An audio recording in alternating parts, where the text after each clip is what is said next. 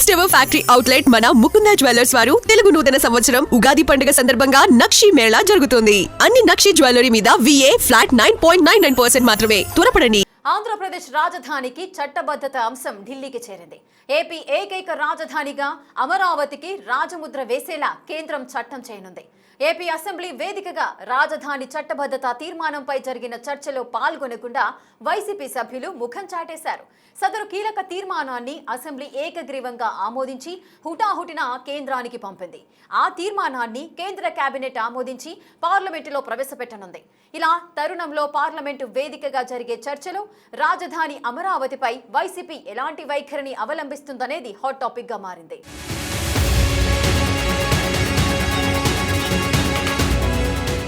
అమరావతి రాజధానికి చట్టబద్ధత కల్పిస్తూ తీర్మానాన్ని ఆమోదించి కేంద్రానికి పంపింది ఏపీ ప్రభుత్వం.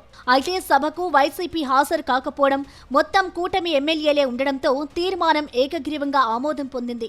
రాష్ట్ర రాజధాని అంశంపై చేసే తీర్మానానికి అనుకూలమా ప్రతికూలమా అన్నది వెల్లడించకుండా వైసీపీ ఎమ్మెల్యేలు 11 మంది సభకు గైర్హాజరయ్యారు. వైసీపీ పార్టీ పరంగా తన స్టాండ్ ప్రకటించలేదు. కానీ ఆ పార్టీ రాష్ట్ర కోఆర్డినేటర్ సజ్జల రామకృష్ణారెడ్డి అమరావతికి తాము వ్యతిరేకం కాదని ఎప్పటిలాగే మీడియా ముందుకొచ్చి చెప్పి వెళ్లారు. చంద్రబాబు నాయుడు కంటే చాలా ముందే భూమి కొనుక్కొని ఇక్కడే ఆఫీసు, ఇక్కడే ఇల్లు కూడా కట్టుకున్నారు శాశ్వతంగా. కాబట్టి దీని మీద మా స్టాండ్ అనేది ప్రత్యేకంగా చెప్పడానికంటూ ఏమీ లేదు. ఆయన చంద్రబాబు నాయుడు ఈ తీర్మానం చేయడం ద్వారా ఏం ప్రూవ్ చేసుకుంటున్నాడంటే తన డ్రామా ఇంకొక కొత్త డ్రామాకు తెరలేపాడు. ఇప్పుడు ఈరోజు వాళ్ళ పత్రికలు చూస్తేనే కనిపిస్తుంది. మళ్ళీ భవిష్యత్తులో జగన్మోహన్ రెడ్డి లాంటి వాళ్ళు ఎవరన్నా వచ్చి దీన్ని ఏం చేయడానికి కూడా కాకుండా కట్టుదిట్టమైన కట్టడం వేసి పునాదులు తీసి ఒక తీర్మానం చేసి చేస్తున్నారు అని రాయడం ద్వారా అసలు విషయం పక్కకు పోయి ఇంకెక్కడికో తీసుకుపోతున్నాడు ఆయన. అంటే తీర్మానం చేయగానే అంతా అయిపోయింది. నిజంగా నీవు తీర్మానం చేయాలనుకుంటే నువ్వు కౌన్సిల్ కూడా పిలవాలా, అందరినీ పిలిచేయాలా, అన్ని చోట్ల డిస్కషన్ జరగాల. మరోవైపు వైసీపీ మాజీ మంత్రులు అంబటి రాంబాబు, రోజా వంటి వారు అమరావతిపై వ్యతిరేకత లేదంటూనే అసలు ఇంత హడావిడిగా తీర్మానం చేయాల్సిన అవసరం ఏమొచ్చిందని ప్రభుత్వంపై విమర్శలు గుప్పిస్తున్నారు. అసెంబ్లీ తీర్మానం అంటే శాసన మండలిలో కూడా చర్చ జరగాలి కదా అని ప్రశ్నిస్తున్నారు. అలా ఎన్నికల్లో ఓడిపోయిన వైసీపీ నేతలు అమరావతి విషయంలో పార్టీ స్టాండ్ ఏంటో అంతుపట్టకుండా ఎవరి ఇష్టం వచ్చినట్లు వారు మాట్లాడిస్తున్నారు. అమరావతి ఒక అద్భుతమైన నగరంగా తీర్చిదిద్దాలనేది ఈ ప్రభుత్వం, చంద్రబాబు నాయుడు గారి ఆశ, ఆలోచన. జపాన్, సింగపూర్, మలేషియా, ఇంకా అభివృద్ధి చెందినటువంటి దేశాలు, రష్యా, అమెరికా, వాళ్ళందరూ కూడా అసలు ఇలాంటి టౌన్ ఇక్కడ ఉన్నది, నారా చంద్రబాబు నాయుడు గారు నిర్మించారు అని తండోపతండాలుగా వస్తారు. అలా రావడం వల్ల ఏం జరుగుతుందంటే టూరిజం కూడా బాగా డెవలప్ అవుతుంది. ఈరోజు ఈ రాజధాని ప్రాంతంలో చంద్రబాబు నాయుడు చేస్తున్న రియల్ ఎస్టేట్ డ్రామాని రాష్ట్రం అంతా చూసి అసహించుకుంటోంది.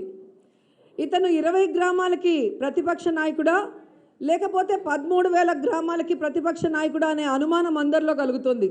జీఎన్ రావు గారి కమిటీ కానీ చాలా చక్కగా అన్ని ప్రాంతాలకి వెళ్ళి అక్కడున్న ప్రజల అభిప్రాయాలు తెలుసుకొని ఈరోజు రాజధానిని ఏ విధంగా ఉంచాలి, ఎక్కడెక్కడ ఉంచాలని నివేదిక ఇస్తే గౌరవంతో దాన్ని అసెంబ్లీలో పెట్టి అన్ని ప్రాంతాల ఎమ్మెల్యేలు వారి వారి అభిప్రాయాలు చెప్పుకునే అవకాశాన్ని ఇస్తే మేము మండలిలో దీన్ని యాక్సెప్ట్ చేయము, దీన్ని డిస్క్వాలిఫై చేస్తాము అని చెప్పి మాట్లాడుతున్నారు. అంటే వీళ్ళ అహంకారానికి ఇది పరాకాష్ట కాదని నేను అడుగుతున్నాను. అంతేకాని వైసీపీ నుంచి గెలిచిన 11 మంది ఎమ్మెల్యేల్లో జగన్తో సహా ఎవరూ రాజధాని చట్టబద్ధత తీర్మానంపై నోరు మెదపడం లేదు. నెగ్గిన వైసీపీ ఎమ్మెల్యేలు అసెంబ్లీకి వచ్చి చెబితేనే చట్టబద్ధంగా పార్టీ స్టాండ్ ఏంటన్నది స్పష్టమవుతుందన్న వాదన వినిపిస్తోంది. అయితే రాష్ట్ర ప్రభుత్వం మాత్రం తన పని తాను చేసుకుపోతోంది.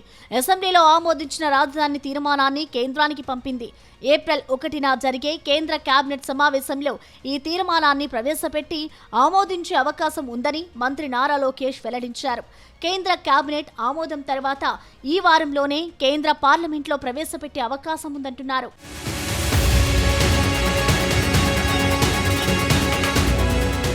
కేంద్రం కేబినెట్ ఆమోదం తర్వాత ఏపీ రాజధాని అమరావతికి చట్టబద్ధత కల్పించే బిల్లు పార్లమెంటు ముందుకు రాబోతోంది. దీంతో పార్లమెంటు వేదికగా మరోసారి ఏపీ రాజధాని అంశంపై చర్చ జరగనుంది.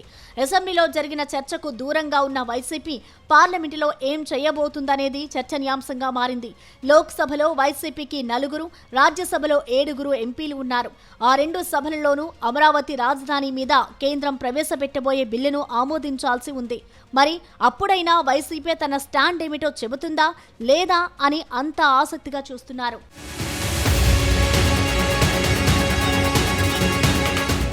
ప్రస్తుత పార్లమెంటు బడ్జెట్ సమావేశాల్లో అమరావతి బిల్లు పార్లమెంటు ముందుకు వస్తుందని అంటున్నారు. దానికోసం ఏపీ పునర్వ్యవస్థీకరణ బిల్లులో సవరణ చేయాలి.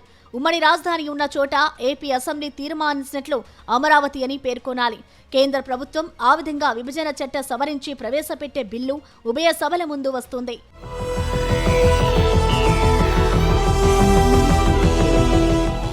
రాష్ట్రానికి సంబంధించిన కీలకమైన రాజధాని విషయంలో వైసీపీ సభ్యులు అసెంబ్లీ రాకపోవడంపై కూటమి పార్టీకి చెందిన మంత్రులు, ఎమ్మెల్యేలు అసెంబ్లీలో తీవ్ర విమర్శలు గుప్పించారు. 2019లో వైసీపీ శాసనసభ్యులుగా ఎన్నికై ప్రస్తుతం టీడీపీ ఎమ్మెల్యేలుగా ఉన్న నేతలు రాజధాని విషయంలో వైసీపీ విధానంపై ఆరోపణలు చేశారు. కృష్ణా, గుంటూరు జిల్లాల ఎమ్మెల్యేలతో జగన్ నివాసంలో జరిగిన సమావేశంలోనే తాను 3 రాజధానులను వ్యతిరేకించారని మైలవరం ఎమ్మెల్యే వసంత కృష్ణప్రసాద్ సభాముఖంగానే పేర్కొన్నారు. 3 రాజధానులకు అనుకూలంగా మాట్లాడాలని తనపై అనేక మార్లు వైసీపీ పెద్దలు ఒత్తిడి తెచ్చారని వసంత వెల్లడించారు. 3 రాజధానులకు అనుకూలంగా, అమరావతికి వ్యతిరేకంగా నన్ను మాట్లాడమని నేను అసెంబ్లీకి వస్తా ఉంటే ప్రకాశం బ్యారేజ్ మీద ఉండగా శ్రీకాంత్ రెడ్డి గారు ఫోన్ చేసి అర్జెంట్ గా రండి, మీరు అమరావతికి వ్యతిరేకంగా మాట్లాడాలి, 3 రాజధానులకు అనుకూలంగా మాట్లాడాలని చెప్పి రాగానే నా చేతిలో కాగితాలు పెట్టారు. మీరు ఇదిగో మాట్లాడండి, ఫ్లాష్ బ్యాక్ వచ్చారు, అయిపోతున్నారు, ఒక్క నిమిషం అయిపోతుంది, మీరు మాట్లాడండి అని చెప్పారు. నేను మాట్లాడను, 3 రాజధానులకు అనుకూలంగా మాట్లాడను, మా ప్రాంతానికి వచ్చే రాజధాని కాదని ఆయన ఏలిపెట్టి నా కను నేను పొడుచుకోనని చెప్పా. వెంటనే మొహం చిన్నబుచ్చుకొని వెంటనే పార్థసారథి గారికి ఫోన్ చేశారు. నా ముందే ఆయనకు పిలవండి, ఆయనకు చెప్పండి అని. నేను బయటికి వెళ్ళి పార్థసారథి గారికి చెప్పా, మీరు గనక మాట్లాడితే మన ప్రాంతానికి అన్యాయం చేసినట్టు ఉంటుంది, ఆయన కూడా నేను మాట్లాడనన్నారు అధ్యక్ష. ఆ రకంగా లంకలో ఉన్న వాళ్ళందరూ రాక్షసులు కాదు. ఆ రోజు అక్కడున్నా కూడా మేము చేయదగ్గ పోరాటం చేశాం. ఇక అంతకు మించి చేయాలంటే మీకే పరిస్థితి వచ్చేదో మాకదే పరిస్థితి వచ్చేది అధ్యక్ష. కాబట్టి మీకు తెలుసు, మేము చేయదగ్గ పాత్ర మేము పోషించాం. దీంతో రాజధాని అమరావతి విషయంలో వైసీపీ వైఖరి మారలేదని స్పష్టమైందంటున్నారు. తాము అమరావతికి వ్యతిరేకం కాదు అంటున్న వైసీపీ నేతలు అదే పార్టీ స్టాండ్ అయినప్పుడు నేరుగా అసెంబ్లీలో తీర్మానానికి మద్దతు తెలపడమో లేదా తమ అభ్యంతరాలను వ్యక్తం చేస్తూ ఉంటే రాజకీయంగా సరైన వ్యూహం అనుసరించినట్లు అయ్యేదని రాజకీయ విశ్లేషణలకు అభిప్రాయపడుతున్నారు. సభకు గైర్హాజరు కావడమే విమర్శలకు తావిస్తోందని అంటున్నారు. వైసీపీ అసెంబ్లీకి హాజరు కాకపోవడంతో అమరావతికి చట్టబద్ధత కల్పించే క్రెడిట్ మొత్తం కూటమి ప్రభుత్వానికి దక్కిందనేది పొలిటికల్ సర్కిల్స్ లో నడుస్తున్న చర్చ.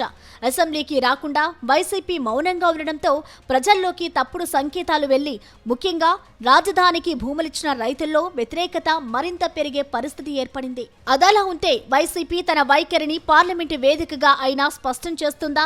పార్టీ స్టాండ్ ఏంటో వైసీపీ ఎంపీలు వెల్లడిస్తారా, లేకపోతే వారు కూడా చర్చల్లో పాల్గొనకుండా ముఖం చాటిస్తారా అనేది హాట్ టాపిక్ గా మారింది. అయితే లోక్సభలో కేంద్రం బిల్లును ప్రవేశపెడితే వైసీపీ చర్చలో పాల్గొనే అవకాశం ఉందని ఆ పార్టీ నేతలు అంటున్నారు.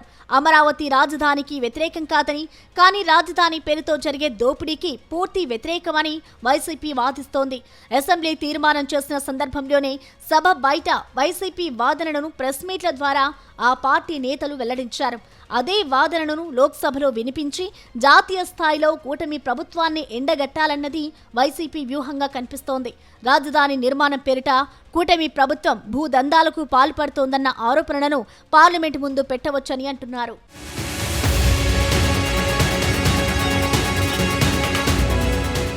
ఆ విధంగా వైసీపీ తాము అమరావతికి అనుకూలం అంటూనే కూటమి ప్రభుత్వం అక్కడ అవినీతి అక్రమాలకు పాల్పడుతోందని పార్లమెంటు వేదికగా హైలైట్ చేయడానికి వైసీపీ రెడీ అయిందట. మొత్తంగా రాజధాని అమరావతి విషయంలో మరోసారి వైసీపీ డిఫెన్స్ పడిన నేపథ్యంలో పార్లమెంటు వారి వాయిస్ ఎలా ఉండబోతుందనేది చర్చనీయాంశంగా మారింది.